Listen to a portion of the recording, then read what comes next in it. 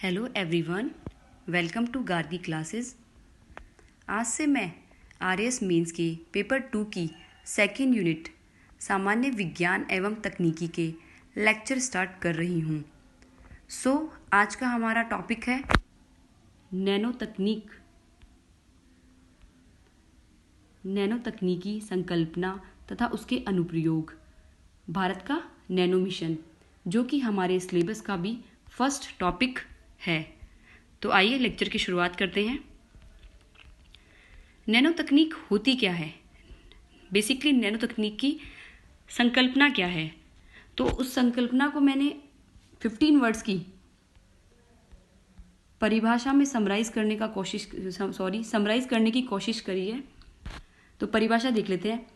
किसी पदार्थ को परमाणविक पैमाने पर नियंत्रित ढंग से जोड़ तोड़ कर अपनी इच्छा अनुसार नए रूप में परिवर्तित कर लेने की तकनीक।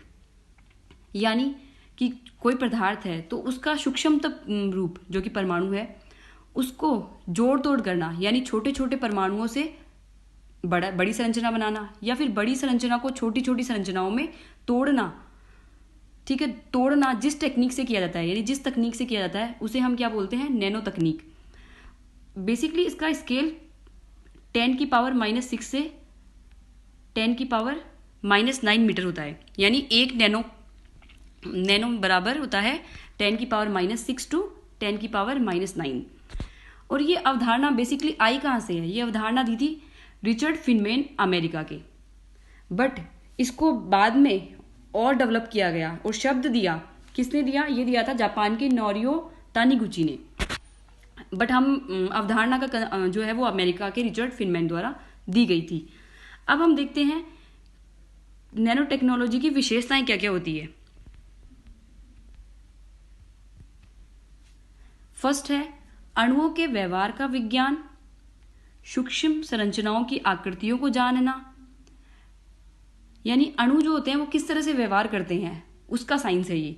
प्लस में जो छोटी छोटी संरचनाएं जो होती है वो किस तरह की आकृतियां बनाती हैं उसको जाना जाता है। दूसरा है कि नैनो टेक्नोलॉजी के अंदर हम नैनो विज्ञान पर परंपरागत भौतिकी और क्वांटम भौतिकी इन दोनों के नियम लागू होते हैं। तो इससे क्या हो सकता है? हम मनचाहा गुण प्राप्त कर सकते हैं। जो भी हमें आकृति बनानी होती है या जिस फील्ड में भी हमें काम करना होता है तो हम नैनो टेक्नोलॉजी की हेल्प से कर सकते हैं। तीसरा है नैनो स्तर पर सामग्री के सामान्य भौतिक, रासायनिक, विद्युत, जैविक और ऑप्टिकल विशेषताएं अलग अलग तरह से व्यवहार करते हैं। तो इसीलिए क्या होता है, यहाँ पर क्वांटम भौतिकी के नियमों का पालन भी होता है। नेक्स्ट टॉपिक है यह जांच और अनुप्रयोग का एक विषयक और अंतःविषयक, यानी बहुविषयक और अंतःविषयक, यानी हर फील्ड को ये क्या करता है? इंक्लूड करता है। तो ये हमारी विशेषताएं हो गई है। इनको हम जब भी कभी नैनो टेक्नोलॉजी पे आता है कि नैनो टेक्नोलॉजी होती क्या है, प्लस में उसकी विशेषताएं बताइए। अगर 15 वर्ड्स में पूछता है तब तो हम परिभाषा लिख देंगे।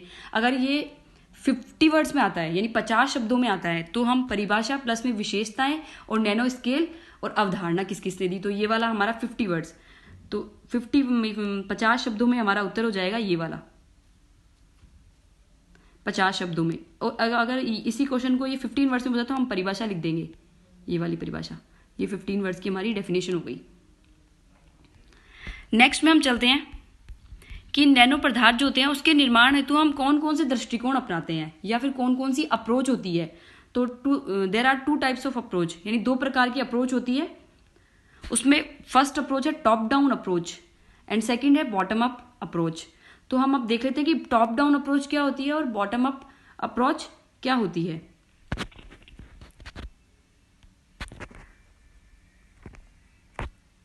टॉप डाउन जो अप्रोच है उसके अंदर होता है जो बड़ी बड़ी संरचनाएं जो होती है,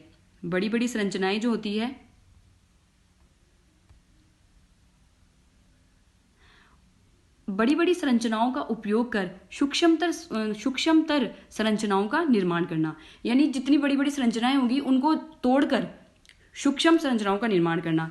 जबकि बॉटम अप अप्रोच में क्या होता है? सूक्ष्मतम संरचनाएं जो होती है उनको जोड़कर, मतलब छोटी छोटी संरचनाओं को जोड़कर बड़ी संरचनाओं का, जटिल संरचनाओं का निर्माण करना। तो ये तो हमारा हो गया फर्स्ट। दूसरा हमारा है इसमें नैनो कण, नैनो सम्मिश्रण, नैनो मध्यवर्ती संरचनाएं प्राप्त की जाती है। यानी टॉप डाउन अप्रोच में क्या होता है, नैनो कण, नैनो सम्मिश्रण, नैनो मध्यवर्ती संरचनाएं प्राप्त की जाती है। जबकि बॉटम अप अप्रोच में क्या होता है, पदार्थों को जोड़कर नैनो स्तरीय संरचनाएं प्राप्त की जाती है। नेक्स्ट पॉइंट भी हुआ। थर्ड में इसका उपयोग कहाँ कहाँ होता है, कहाँ कहाँ होता है। जैसे उपयोग में हो गया माइक्रो फैब्रिकेशन, बुद्धिमान औषधि, field emission display, atomic layer deposition, lithography. जबकि बॉटम अप अप्रोच में यूजेस होते हैं नैनो रोबोट में डीएनए नैनो टेक्नोलॉजी से परिभाषित संरचनाओं का निर्माण किया जाता है, और आणविक स्वयं संयोजन, इनमें बॉटम अप अप्रोच का यूज होता है। नेक्स्ट हम चलते हैं नैनो टेक्नोलॉजी के अनुप्रयोग क्या होते हैं, कि नैनो टेक्नोलॉजी की एप्लीकेशंस कहाँ कहाँ यूज होती है, किस किस फील्ड में नैनो टेक्नोलॉजी का यूज किया जाता है। तो फर्स्ट वाला हमारा हो गया है चिकित्सा के क्षेत्र में, दूसरा है पर्यावरण तथा पारिस्थितिकी क्षेत्र में, फिर है कृषि क्षेत्र में, ऑटोमोबाइल्स के क्षेत्र में, औद्योगिक क्षेत्र में,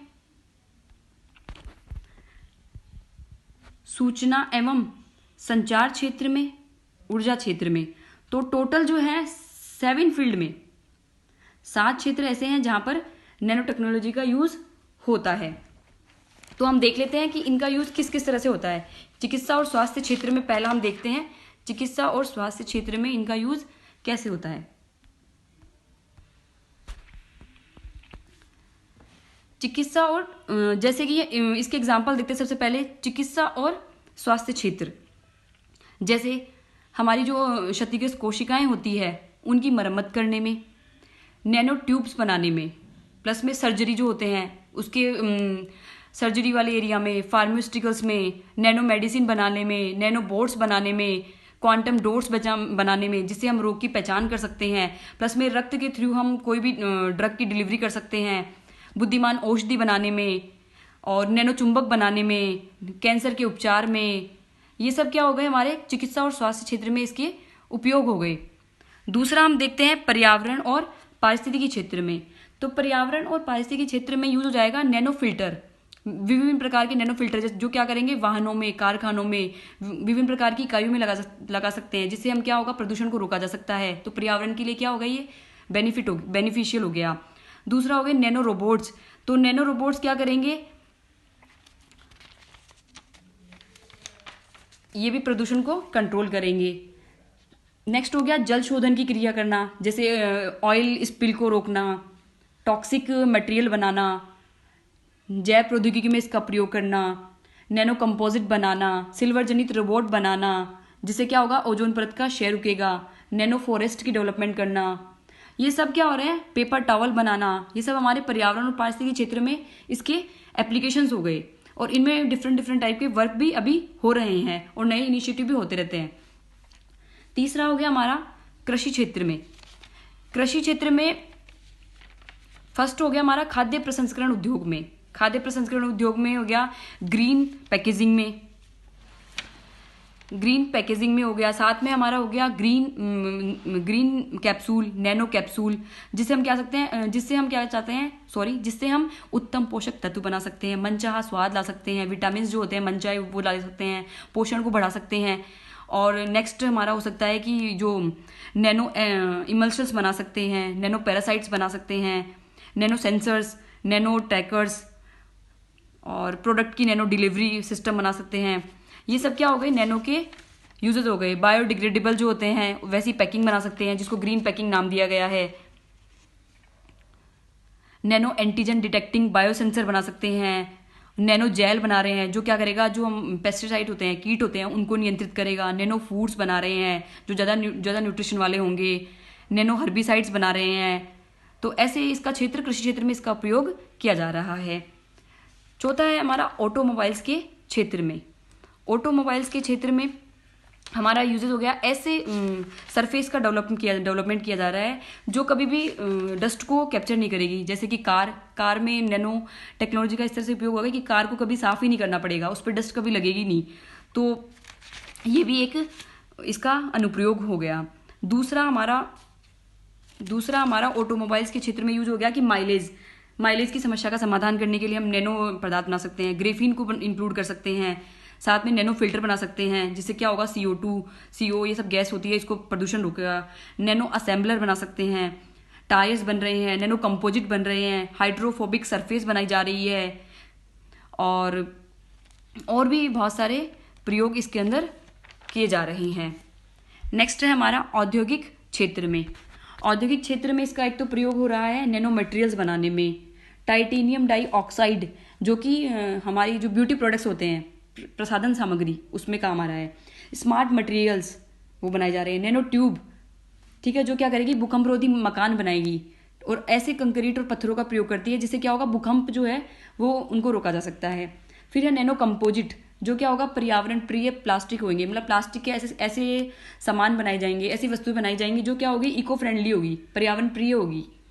साथ में ही नैनो रेशे, ऐसे कपड़े बनाए जा रहे हैं जिन पर क्या होगा, कभी गंदे नहीं होंगे और कभी भी सलवट नहीं आएगी। नैनो रेशे, नैनो स्याही बनाई जा रही है। तो ऐसे औद्योगिक क्षेत्र में इसके प्रयोग किए जा रहे हैं।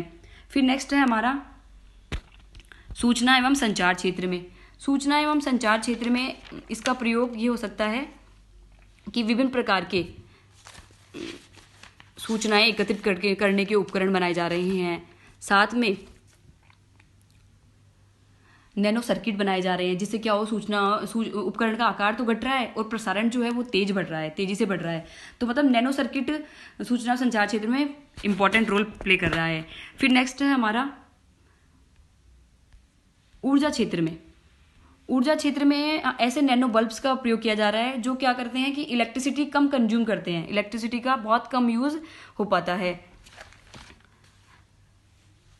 साथ में हम ये भी है नैनो स्मार्ट CFL बनाई जा रही है, नैनो CFL बनाई जा रही है। इस तरह इसका ऊर्जा के क्षेत्र में प्रयोग किया जा रहा है। एक आता है कार्बन नैनो ट्यूब। ये नैनो टेक्नोलॉजी की वेरी इंपॉर्टेंट टेक्नोलॉजी है, वेरी इंपॉर्टेंट एप्लीकेशन है, जिस पे अलग से क्वेश्चन बन सकता है। तो इसका ये जो कार्बन नैनो ट्यूब होता है, ये मानव के बाल से 10,000 गुना छोटा होता है, यानी बहुत पतला होता है, और ये स्टील से भी ज़्यादा मजबूत होता है। ये कार्बन का क्या होता है, एलोट्रोप होता है, यानी इसका आकार बहुत ही पतला मानव के बारीक बाल के समान होता है। साथ ही ये क्या करता है, कुशल ताप का परिचालक होता है, लचीला होता है। इसका क्वेश्चन मेनली बन सकता है कि कार्बन नैनो ट्यूब जो होती है उसके अनुप्रयोग क्या क्या है, एप्लीकेशन क्या क्या है। तो ये देख लेते हैं। इसका मेनली प्रयोग होता है एक तो सोलर सेल की कुशलता में वृद्धि करने में, अंतरिक्ष और रक्षा क्षेत्र में, लाइट वेट बोट्स बनाने में, बाइसिकल के कंपोनेंट्स बनाने में, इलेक्ट्रॉनिक्स में, पदार्थ विज्ञान में, ट्रांजिस्टर में, शरीर में दवा के वितरण में, बुलेट प्रूफ वस्त्र बनाने में। इस तरह कार्बन नैनो ट्यूब का यूज किया जाता है। आगे हम देखते हैं, नेक्स्ट स्लाइड में चलते हैं।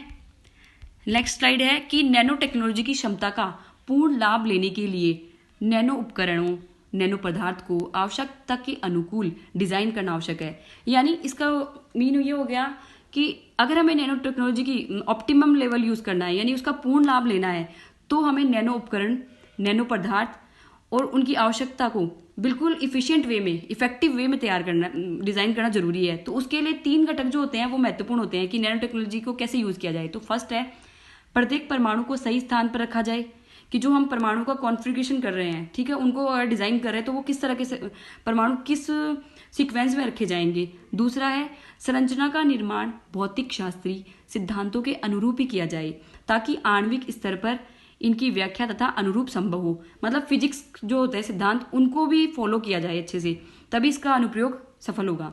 तीसरा है, किसी भी वस्तु के निर्माण की लागत उसमें प्रयुक्त पदार्थ एवं ऊर्जा से अधिक ना हो।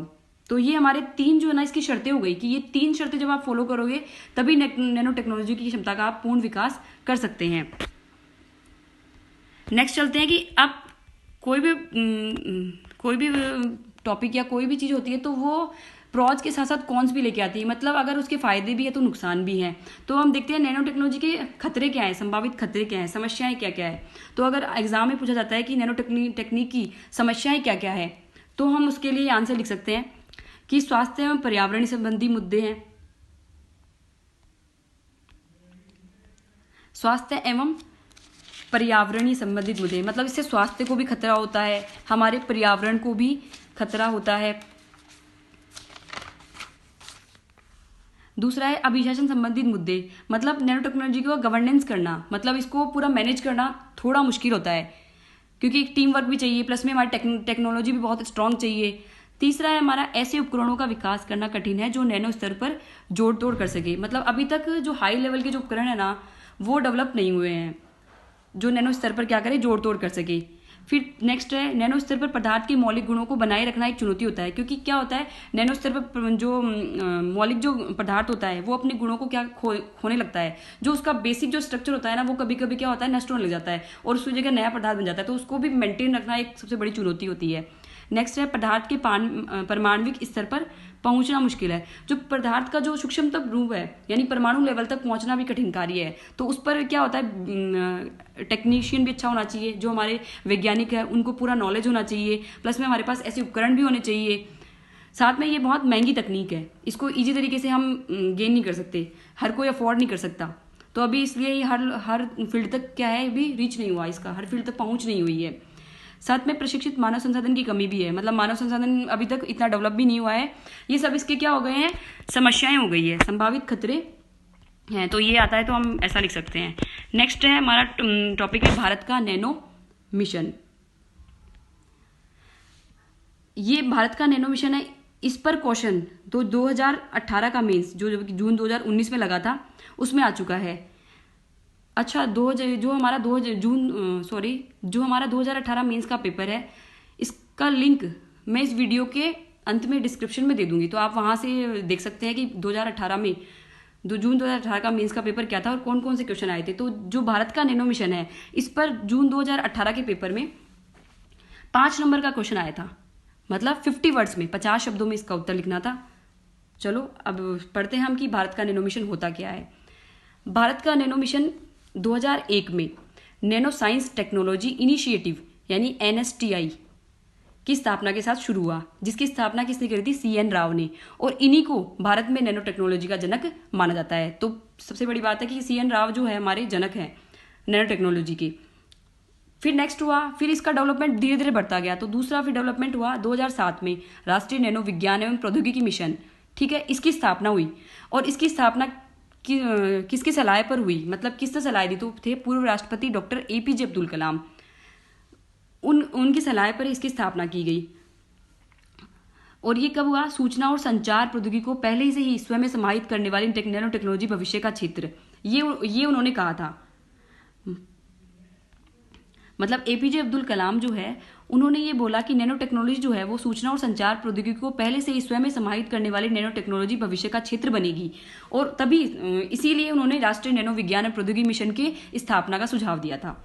फिर नेक्स्ट हुआ 2009 और 10 में 33 नई मिशन मोड परियोजनाएं या नई परियोजनाएं जो है भारत और जापान के सहयोग से चलाई गई।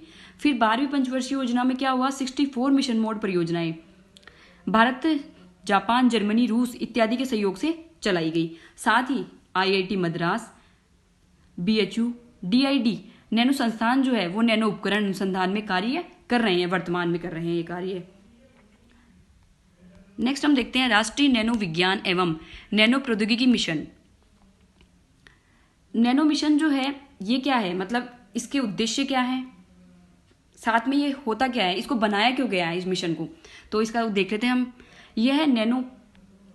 यह नैनो टेक्नोलॉजी की क्षमता का सृजन करने के लिए एक अम्ब्रेला प्रोग्राम है, जिसमें देश में अनुसंधान के क्षेत्र में समग्र विकास तथा क्षमता की परिकल्पना की गई है। तो मेनली इसके उद्देश्य क्या है, फर्स्ट उद्देश्य, इसके टोटल 5 उद्देश्य हैं। तो फर्स्ट हम देख लेते हैं। फर्स्ट हम इसका उद्देश्य है आधारभूत अनुसंधान को बढ़ावा देना, जो हमारा इंफ्रास्ट्रक्चर है उसको बढ़ावा देना।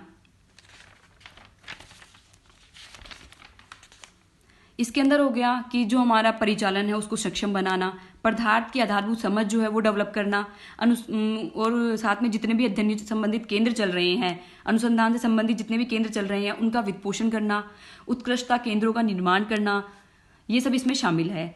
नेक्स्ट हमारा नैनो विज्ञान और प्रौद्योगिकी अनुसंधान के लिए अवसंरचना का विकास करना।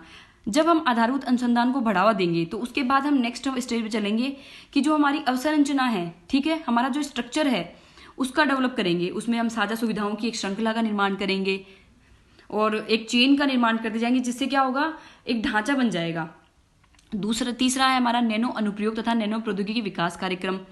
इसके अंदर हम विकास परियोजनाओं को प्रोत्साहित करने के लिए इंक्यूबेशन सेंटर की स्थापना करेंगे, रिसर्च एंड डेवलपमेंट को बढ़ावा देंगे और पीपीपी भागीदारी को बढ़ावा देंगे।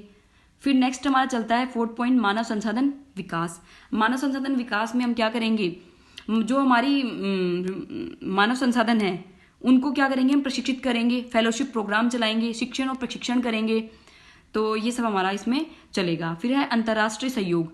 जब हमारा मानव संसाधन विकास हो जाएगा तो हम अंतर्राष्ट्रीय सहयोग, यानी जो विदेश में जो है विभिन्न देश हैं उनके साथ हम कोलैबोरेशन करेंगे, सहयोग करेंगे, संयुक्त कार्यशालाएं लाएंगे, सम्मेलन करेंगे, अनुसंधान परियोजनाओं को बढ़ाने के लिए विभिन्न देशों तक पहुंच करेंगे, अकादमिक भागीदारी करेंगे। जैसे हाल ही में यूएसए के साथ क्या किया गया, डीएसटी कार्यक्रम चलाया गया है। तो ये राष्ट्रीय नैनो मिशन हमारा हो गया है, जिसमें 5 उद्देश्य हैं। तो ये उद्देश्य लिखना बहुत जरूरी है, सबसे इंपॉर्टेंट। अगर उद्देश्य आप स्किप करोगे तो मार्क्स नहीं मिलेंगे। तो ये 5 उद्देश्य वेरी वेरी इंपॉर्टेंट। नेक्स्ट हम चलते हैं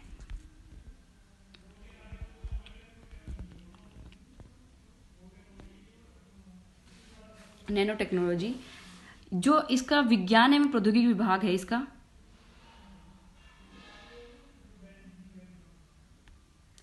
विज्ञान एवं प्रौद्योगिकी विभाग नैनो मिशन हेतु नोडल एजेंसी है। अब राष्ट्रीय नैनो विज्ञान एवं नैनो प्रौद्योगिकी मिशन जो है, इसके लिए एक विभाग बनाया गया है, ठीक है। कौन सा विभाग है, विज्ञान एवं प्रौद्योगिकी विभाग, जो क्या है, इसकी नोडल एजेंसी है। मतलब सारा कंट्रोल जो है वो डीएसटी के पास रहता है। डीएसटी इसको कंट्रोल करता है, सारी जितनी भी स्कीम्स वगैरह होती है सब इसी से अप्रूव होकर आती है। तो आज का लेक्चर हमारा कंप्लीट हुआ। नेक्स्ट वीडियो में मैं आरएस मेंस के नेक्स्ट टॉपिक पर लेक्चर बनाऊंगी। आज के लेक्चर की पीडीएफ के लिए आज के लेक्चर की पीडीएफ को डाउनलोड करने के लिए हमारा टेलीग्राम चैनल का लिंक नीचे डिस्क्रिप्शन बॉक्स में दिया गया है। You can download there. If you like my channel, please subscribe it. Thank you guys, bye everyone.